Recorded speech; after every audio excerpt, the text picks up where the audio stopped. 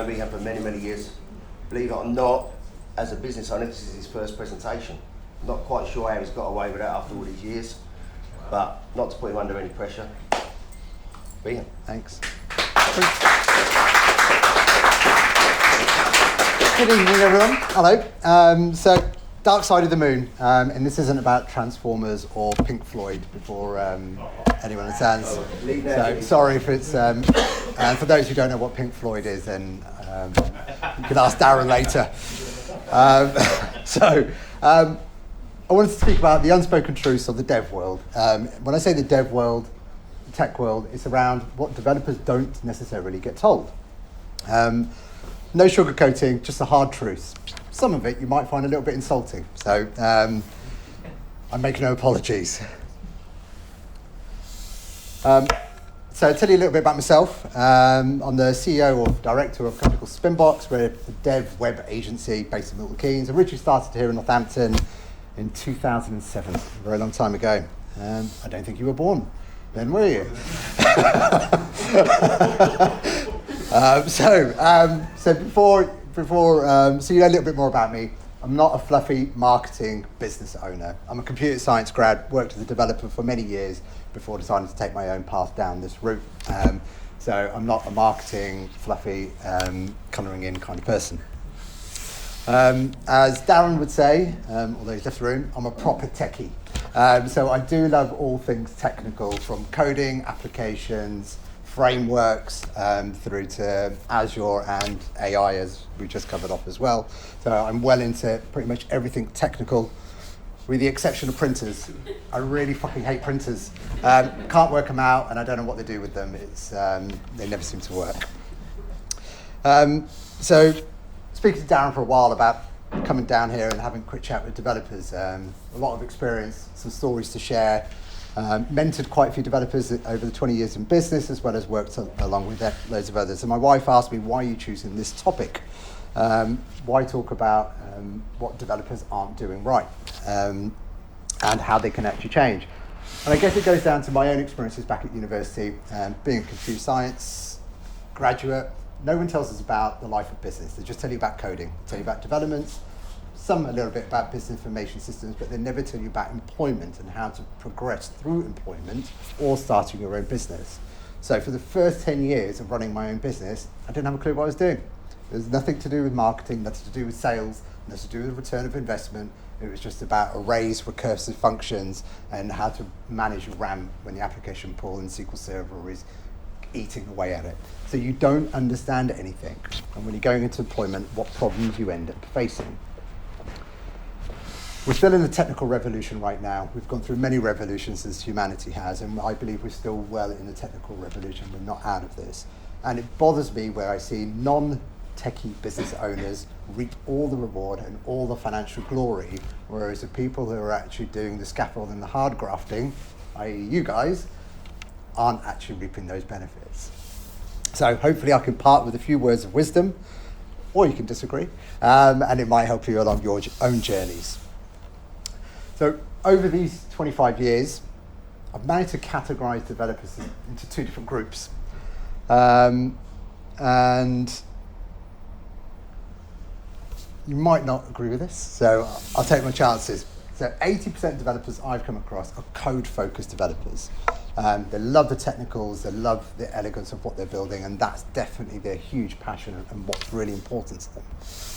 20% of developers I've come across are business-focused techies. And I'll go into these in a little bit more detail in terms of what I mean the difference between the two. And hopefully you can relate to either one, two of these groups.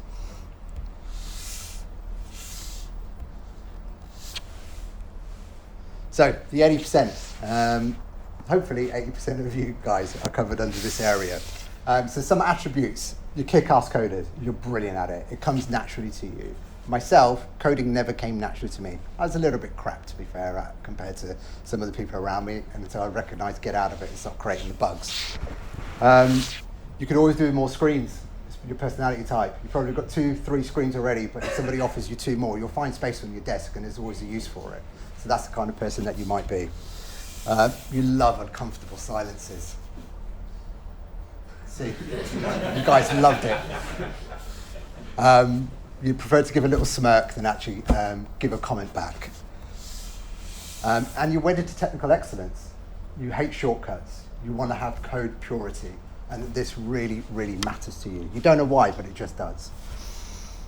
So these are the aspects of what 80% of coders are. The 20%. So some of the attributes around the 20%. They talk far too much.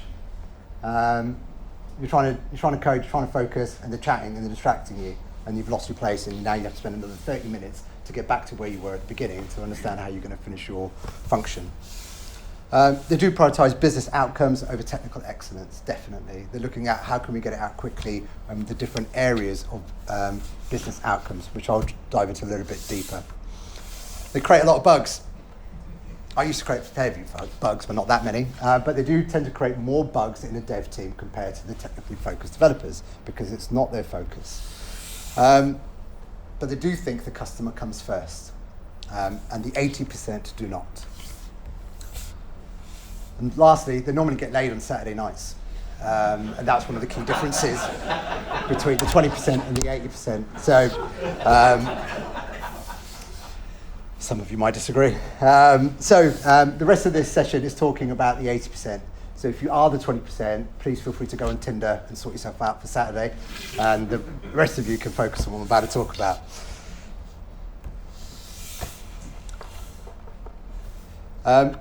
So to go into blind spots, so this is really to getting into what I didn't realise myself and working with so many developers, what we haven't realised over the years working in the industry. And this could be either your own startup or your own business or working for a different organisation.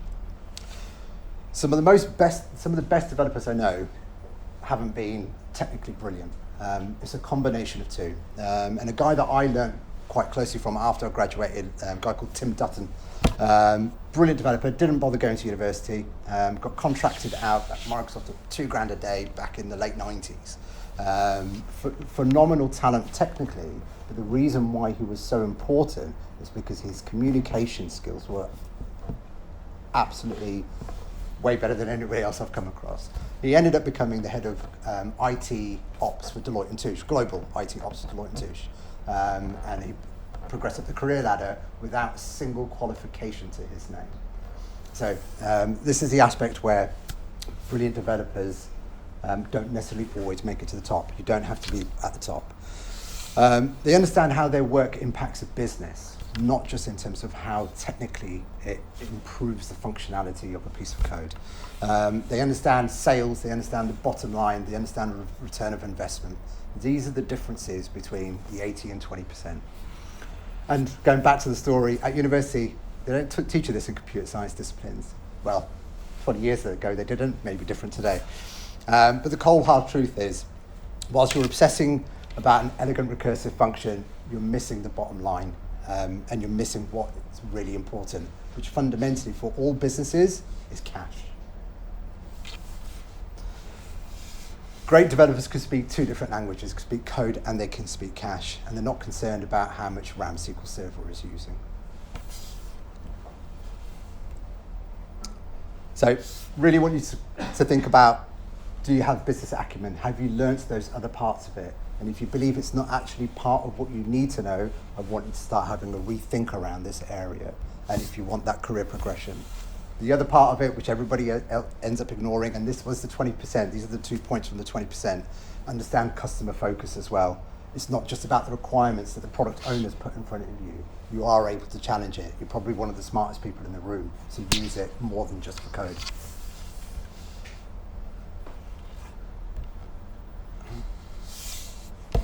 So fatal flaws, little things that I've sort of seen, people have said to me, things that people that I've heard over the years.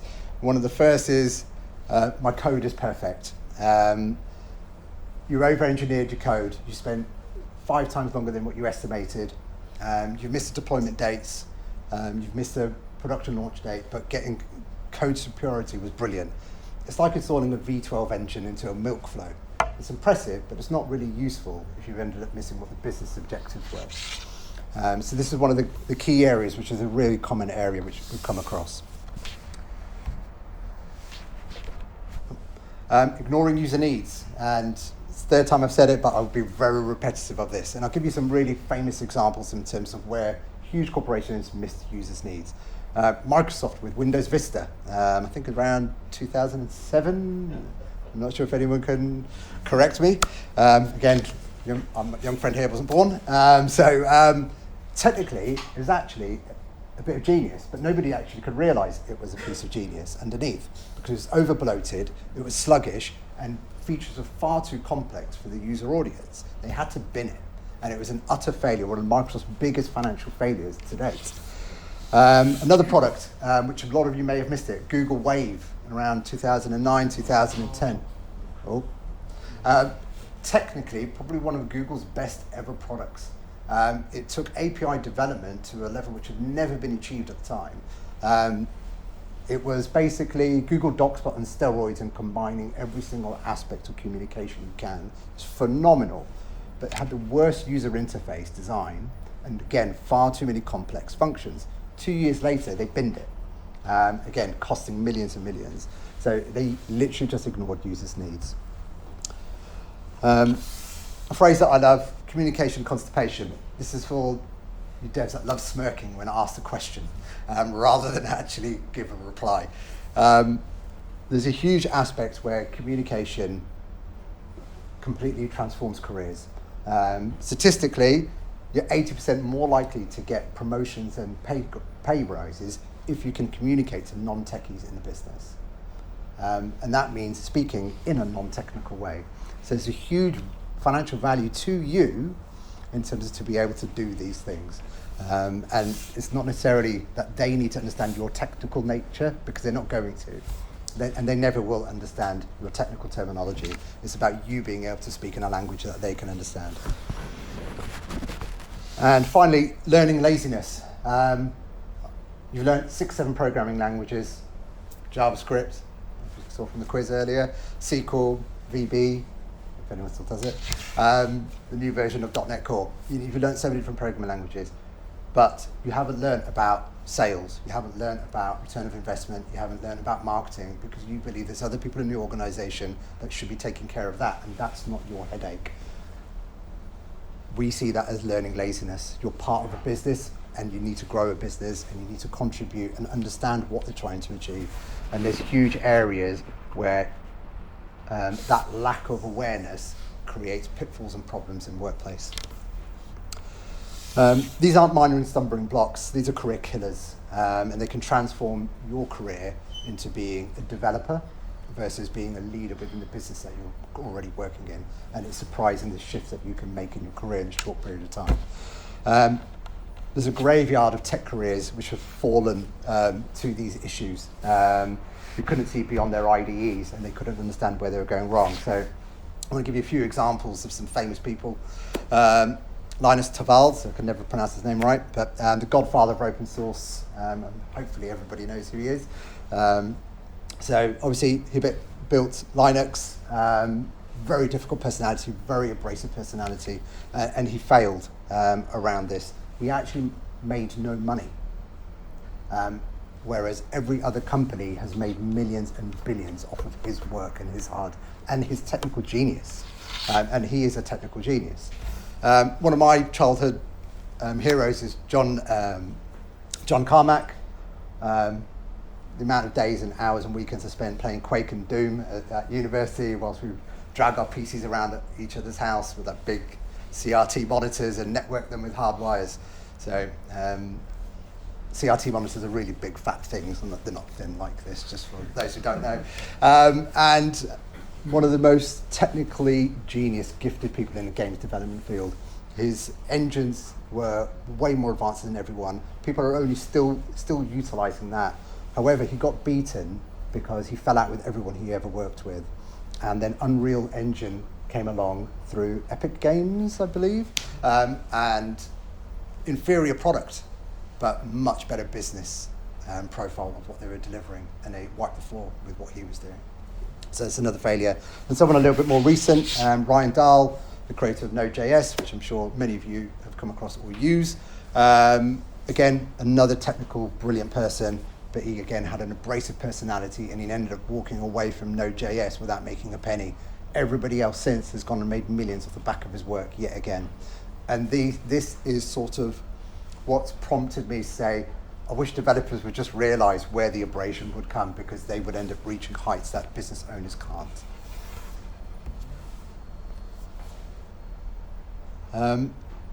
Now, from my opinion, one of the main reasons behind devs not doing this is ego. And in my experience, developers have a huge amount of ego. Where that ego is based is around their intellect, more than anything else, and especially in a room. What ego does is it makes you dumb, which is really surprising considering this group of people is probably one of the most intelligent groups of people. So how can such an intelligent group of people be so dumb? Well, ego is what makes you dumb, and that's the ironic part. A lot of developers end up believing that you hold more value and you have than other people in the business. You believe UI and UX is colouring in, and you did that when you were 5 years old, so it's not that important. You believe product owners and project managers just pass the buck, and they don't really understand what they're doing, and they don't appreciate the elegance of what you've written. A lot of developers end up believing they're the pillars of a company, and that without them, the company's fucked. Right? And if they fire me, good luck you trying to deploy your application next week. And they have this element of untouchableness, and that's the aspect where the ego kicks in.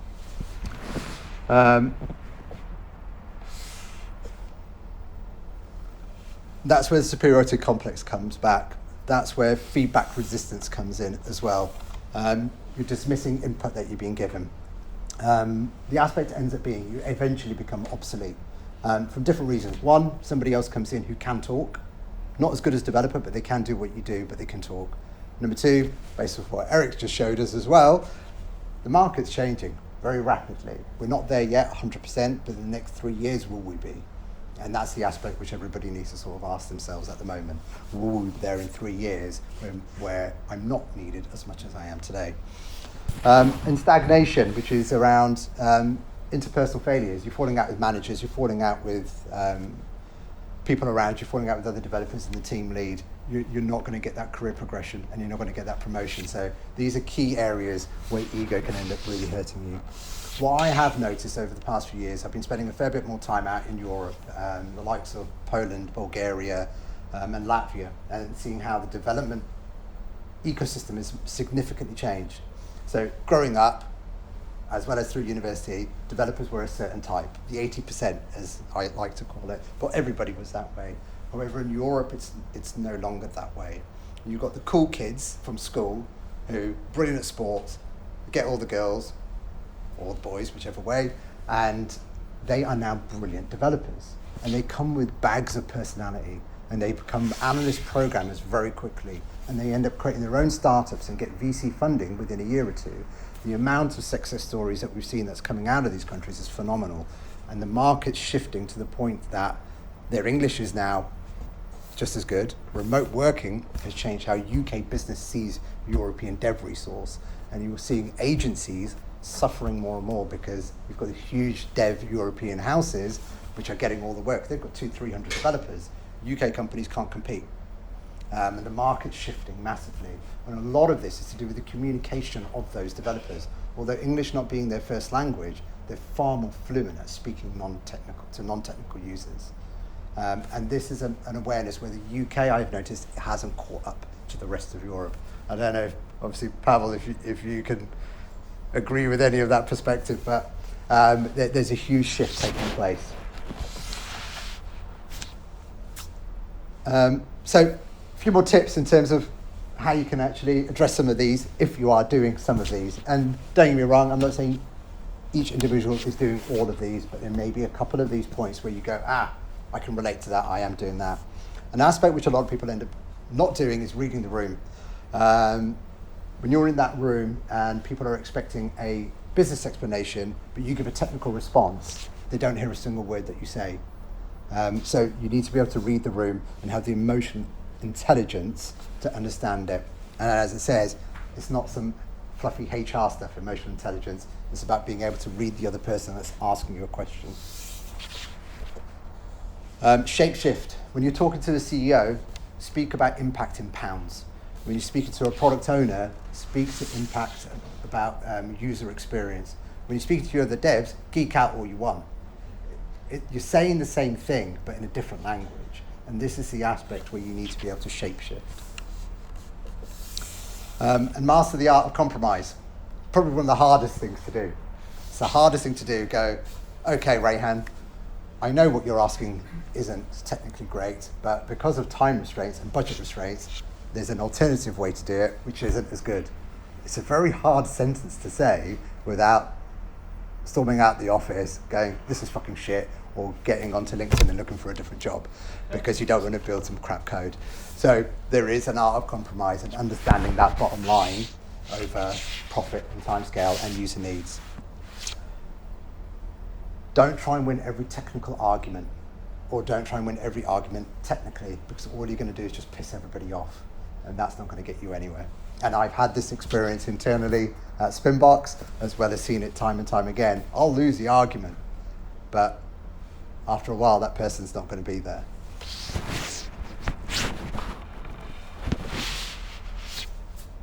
All right. And some final toolkit points. Want to try and change your career direction if you're looking for that promotion. And this is based on if you want to achieve these things. And I do think a lot of the time people aren't aware of these things to be able to achieve them, and it never comes on their radar. And that was my own personal experience. I wasn't aware in terms of the different mistakes I was making along the way. So with business impact, talk more real world, not virtual world. Don't talk about an as your service bus. Talk about synchronization and how data can go back and forwards. Speak in a language that people are going to understand and dumb it down for the audience that you're with. Network value. So this for me is one of the sort of biggest parts which I've seen time and time again in business. Don't wait silently to be recognized. And it's a common area where developers will work their arse off, create some amazing work, but never tell anyone. You're going to have a point of, okay, Karen ended up deleting some old user accounts on Friday just before she went home. So on later Saturday, somebody reported that they can't log in and nobody can transact with the online website. So you stayed up from 12 o'clock until 4 a.m, recovering backups, restoring all access and locking out different people. You never explained to everyone to the depth you went into. You never go how much of an inconvenience it was, or the impact that would have had. Do you know what? If I didn't do that, it would have cost the business 100 grand, because Saturday is our busiest trading day. Because you didn't know those numbers, and you weren't able to relay it to the management that actually do understand those numbers. You all just say, yeah, I stayed up for 4 hours and I fixed the bug. Okay, I'll clock in a bit of overtime, get 50 quid an hour for the overtime, and that's it. Whereas in reality, you probably just saved the business a couple of 100 grand. Spell it out, shout about it. Don't be the unsung hero anymore. You need to shout about all the amazing superhero shit that you're doing, probably on a daily basis, but your manager and bosses just don't realize what you've done and how much money you've saved them or how much growth that you've created. So these are the things where I talk about network value and really talk about what you are doing. 100% commitment. Success always requires sacrifice. Most developers that I've come across do work well above and beyond, and this is the aspect where out of organisation, developers do tend to work way more than the 9 to 5.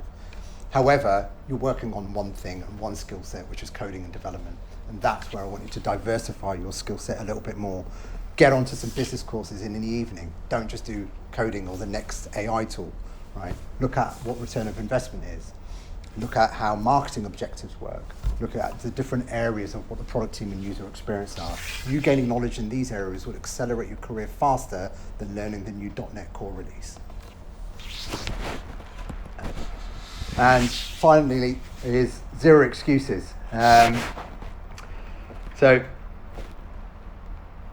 it's turning shit shows into showtime. And an experience that we went through, which was in 2012, we built Best Western's website, huge application built on a content management system, spent a long time building it, and it came to go live. And go live time coincided exactly with the birth of my first son. So I was like, okay, I'm going to take a day off. 4 hours into that, whilst holding my newborn son, the CEO of Best Western phones me, wanted to rip my head off because we had completely screwed it up. The application was slow, transactions weren't going through, and it was very, very embarrassing. At that point in time, we had a look into it, and out of all the faults that existed, in terms of all the problems, only 30% were our fault. But we didn't bother saying this. We accepted the full responsibility. Other issues were data center, other issues with third-party synchronization systems where we were gathering data to sync hotel data. But we went, okay, we'll accept all of this is our fault because fundamentally we were the ones who deployed it. We are the ones who released it. We spent 2 weeks, all-nighters, which I'm sure many of you devs here have done all-nighters fixing problems. The whole team of us were. All of us were doing 2 weeks. We re-architected it to do multi-threading to be able to get far better performance. We changed the configuration of the servers. We fixed around 60 bugs within 2 weeks, which are our bugs. And we beat everyone's expectations over what we could deliver in that short period of time and relaunched the website after 2 weeks. Everyone thought it would take us 2 months to fix that problem. 13 years later, Best Western are still our #1 client. And that sort of shows you in terms of not making that excuse and building that confidence. All right. So final part, are there any people here thinking of doing a startup of their own or already in a startup? Okay, cool. This one's a little bit more for you. So we'll call you the 20%. Hope you have fun on Saturday. Little parts around startups, which most of you may know, but those who may look to do a startup in the near future, you never know, especially after being able to build AI apps in 60 minutes. Is that right? We did it in 10. We did it in 10, right. Some of the little things that I've learned along the way. Cash flow. It's a basic concept, which everybody can understand, but it's about how you actually allocate that when you are doing a startup. A lot of people put all of their cash into the development, and the biggest thing that they ignore is the marketing. And marketing requires cash, a lot of bloody cash. Every application that you see out there isn't great, but the amount of money that they push in marketing is tremendous. So always remember to hold back your cash for marketing. Concept, build it and they will come. A bit of a delusional mentality that if you build something which is technically brilliant, it's going to be successful. Again, we've seen time and time again where this just doesn't necessarily work. Even going back to early days, DOS was a crap application compared to the IBM release. What did IBM release at the time? I can't remember what they released. So anyway, going back a very long time, DOS was crap in comparison to that, and technically, but marketing, Bill Gates pushed all his money into marketing, and he won that war against IBM. Do think about who's going to use it, how you're going to get it out in the marketplace, and does it fix real world problems? That's a really bigger part. You could be technically brilliant, but does it fix a problem? Because it will have no use. The aspects which we sort of touched on a lot today, which is a human element, a little bit of repetition, creating relationships. If you've got a startup and you will end up having developers at a certain point, learn to manage those developers properly without pissing them off, because if they leave just a week before deployment, you're screwed. Right? Be protective over your team and learn to communicate them in a nice way, in a decent way that they feel respected and valued. A lot of people tend to lose sight of this. And don't be perfect. On startups, as well as in different areas of life, time matters sometimes more than being perfect, or more so, and the timing has to be right. And you could miss that boat very easily. If you take too long building out really complex and a lot of functionality, you're better off releasing something a lot smaller. VCs love this, and your end users love this. They'd love to have an application which does one function really well and something that does 5 functions really bad, or 5 functions eventually when 2 other people have already done it before you. So don't miss the boat. And summarize, in tech, you're never just writing code, you're solving business problems. Always remember that. In business problems, there's always a user at the end of those business problems. Technical solutions must address real business needs and make sure you communicate well. code smart, speak clearly, write quickly. I should have just done this right from the start. It would have saved you 20 minutes. Thank you very much.